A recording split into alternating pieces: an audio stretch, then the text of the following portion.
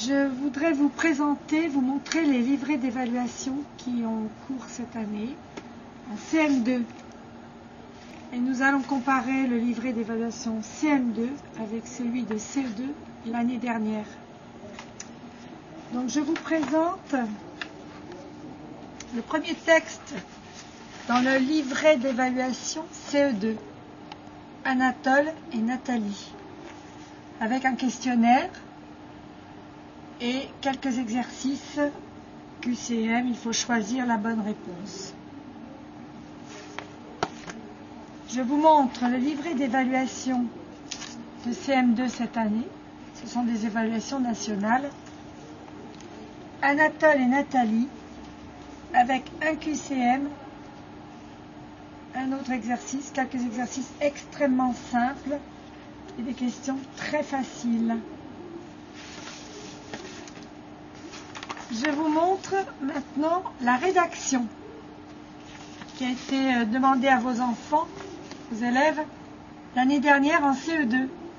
Suite au texte dont je viens de vous parler, on leur demande de rédiger une suite en leur donnant 4 mots. Cette année en CM2, c'est exactement le même exercice.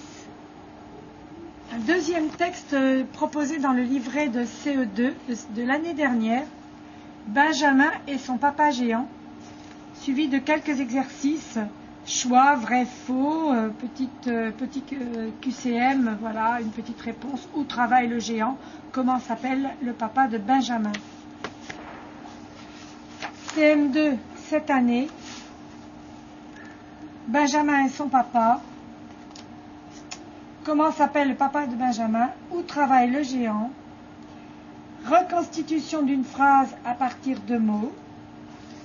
C'est exactement le même travail qui était demandé l'année dernière en CE2. Vous avez ici un demain giganton spectacle donnera, la même chose en CM2. La dictée. Il fallait l'année dernière dicter aux élèves quelques mots: farfelu, tourbillon, gratin, manipulé, clochette, digne. Si l'élève écrivait farfelu PH, on devait lui compter le score 1, c'est-à-dire bon. Le mot était écrit phonétiquement, cela suffisait. En CM2, la dictée est identique. On dicte exactement les mêmes mots. Le problème, en CE2 l'année dernière, vous aviez des problèmes comme: les parents d'Agnès ont acheté un fauteuil et une lampe. Le fauteuil a coûté 67 € et la lampe 34 €. Combien les parents d'Agnès ont-ils payé? Dans celui-ci, combien de voitures peuvent encore se garer? Et dans celui-là, combien coûte cette robe? On donne, maman à 38 €. Elle ne peut acheter sa robe parce qu'il lui manque 13 €. Combien coûte cette robe? Problème demandé cette année au CM2.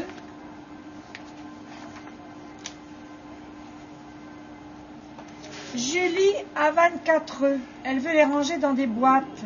Une boîte contient 6 œufs. Combien de boîtes a-t-elle besoin? De combien de boîtes a-t-elle besoin? Mais on lui demande de choisir entre les 4 opérations possibles.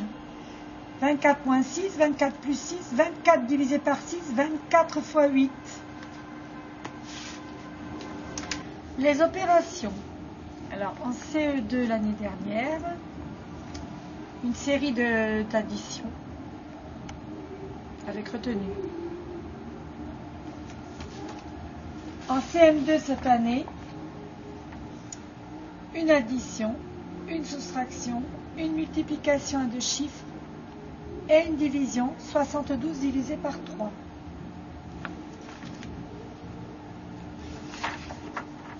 Voyons un dernier problème pour le CE2.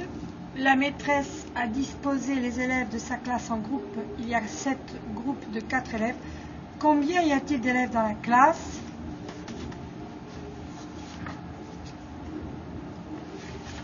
Le deuxième 10e problème du livret d'évaluation de CM2 de cette année. Marie avait 37 billes, elle en a donné 12 à sa sœur. Combien Marie a-t-elle de billes maintenant? Ces évaluations, nous sommes censés les passer la semaine prochaine. Qu'est-ce que cela veut dire? Que le système cherche à mentir, à cacher le niveau réel des élèves. Pour ce faire, le système n'hésite pas à ridiculiser le maître. Le BO déclare bien que ces évaluations, cette année exceptionnellement, sont facultatives si l'instituteur en propose d'autres. Mais qui réagit? Qui dénonce? Qui boycotte? Dans la cour de l'école, tout le monde en parle. Une fois sorti de l'école, c'est la loi de l'omerta. Le maître d'école doit pouvoir enfin faire son travail. Il doit recevoir une bonne formation. Il doit pouvoir instruire ses élèves. Il doit pouvoir appliquer des programmes consistants et progressifs.